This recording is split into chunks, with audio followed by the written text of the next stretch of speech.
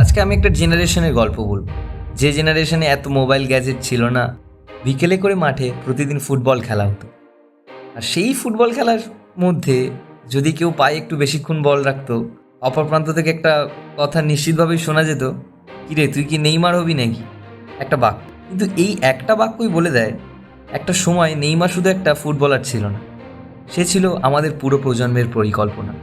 আমি জানি আজকের দিনে নেইমারকে নিয়ে মতভেদ আছে। কেউ তাকে ভালোবাসে, কেউ তাকে সমালোচনা করে, কেউ বলে ওভার রেটেড, কেউ বলে সবসময় চোট পায়। কিন্তু আমার কাছে ফুটবল যদি একটা শিল্প হয়, তবে সেই শিল্পীর নাম নেইমার।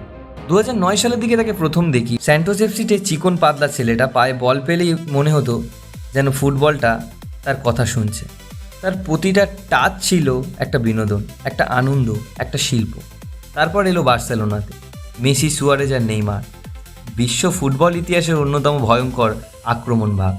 আমি বার্সেলোনার জন্য ম্যাচ দেখতাম না, আমি অপেক্ষা করতাম কখন 11 নম্বর জার্সি পরা ছেলেটা বল পায়ে পাবে, কখন সে আবার এমন একটা ড্রিবল করবে যেটা দেখে ভাষ্যকররাও কয়েক সেকেন্ড চুপ হয়ে যাবে। আমার কাছে ফুটবল মানে শুধু গোল নয়, আমার কাছে ফুটবল মানে ছিল এমন কিছু মুহূর্ত যেগুলো শেষ হয়ে যাওয়ার পরেও মাথায় থেকে যায়, পরে বারবার কুড়ে কুড়ে খায়, মনে করে। আর সেই মুহূর্তগুলো আমাকে উপহার দিয়েছিল নেইমার আমার শৈশবের দিনগুলিতে। হ্যাঁ, এটা ঠিক, নেইমারকে নিয়ে অসংখ্য লোক ট্রোল করে, আজও হয়। অনেকেই বলে ও তো শুধু মাঠে পড়ে থাকে, নাটক করে। আমি কারোর মতামত বলতে চাই না।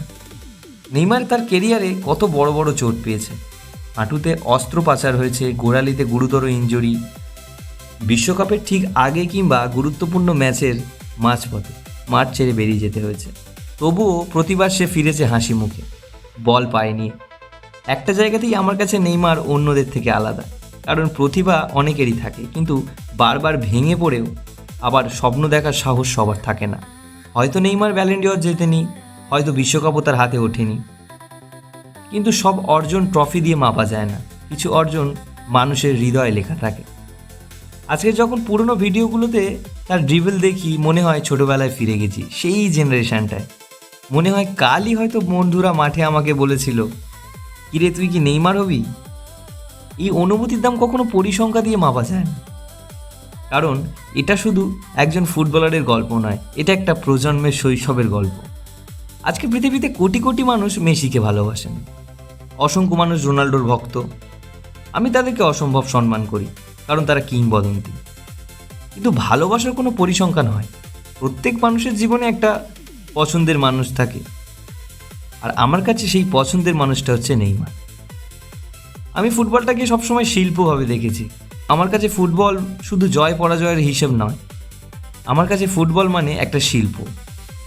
আর যদি ফুটবল সত্যিই শিল্প হয়ে থাকে, সেই শিল্পীর নাম নেইমার জুনিয়র।